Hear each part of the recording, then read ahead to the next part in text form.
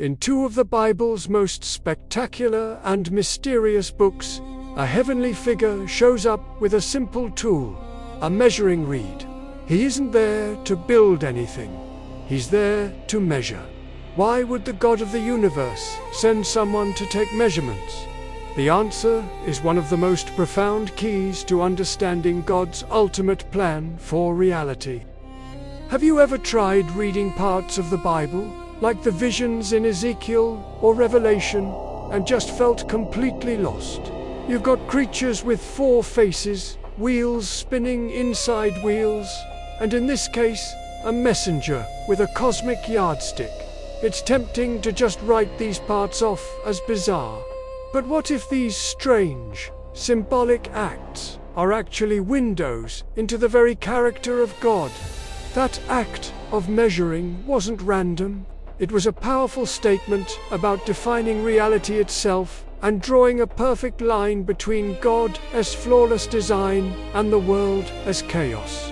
To figure this out, we need to visit 2 men at 2 different moments in history. First, the prophet Ezekiel. He's an exile in Babylon. The temple in Jerusalem, the one place God's presence dwelt, had been destroyed. It's in this despair that God gives Ezekiel a stunning vision. He sees a man shining like bronze, holding a measuring reed, meticulously measuring a new, glorious temple.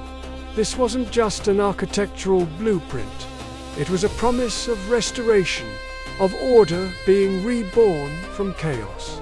Fast forward a few centuries, another man, John, is exiled to the island of Patmos. At the climax of his vision, now the book of Revelation, he sees a new Jerusalem descending from heaven. And just like in Ezekiel's vision, he sees an angel with a measuring rod, this one made of gold, measuring the city.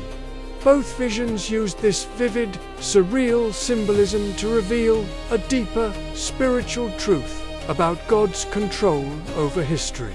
And the symbol right at the heart of both is the act of measuring. So, what does it mean when God measures something? First, to measure something was an act of ownership and authority. When God measures the temple and the New Jerusalem, He's declaring, "This belongs to me." He alone sets the standard because He is the rightful owner. Second, measuring was about establishing a perfect standard. The New Jerusalem, for instance, is a perfect cubit's length, width, and height are all equal. In the old temple, the most sacred space, the Holy of Holies, was a perfect cube. By making the entire city a perfect cube, the vision is declaring that in the new creation, the whole city becomes God's dwelling place. But maybe the most critical result is separation. A wall creates a boundary. The act of measuring is the act of drawing a line. In Ezekiel, the purpose is stated plainly: to separate the holy from the common. Inside the measured city, you have holiness, order, and perfection. Outside is everything else. The measuring rod is a tool of both salvation and judgment. It has a visual guarantee that the chaos and brokenness of this world will have absolutely no place in the next. This brings us to the ultimate reason. The measurement is a dramatic, visual promise of God's final and total victory over chaos. Our world is full of blurred lines, but these visions declare that a day is coming when all that ambiguity will be gone. The very nature of God is holiness, which means to be set apart. Because He is perfectly holy, His presence demands a line be drawn. The measuring rod is the ultimate expression of this idea. And this isn't just bad news for what's outside. It's the best news imaginable for what's inside. The measurement is a guarantee.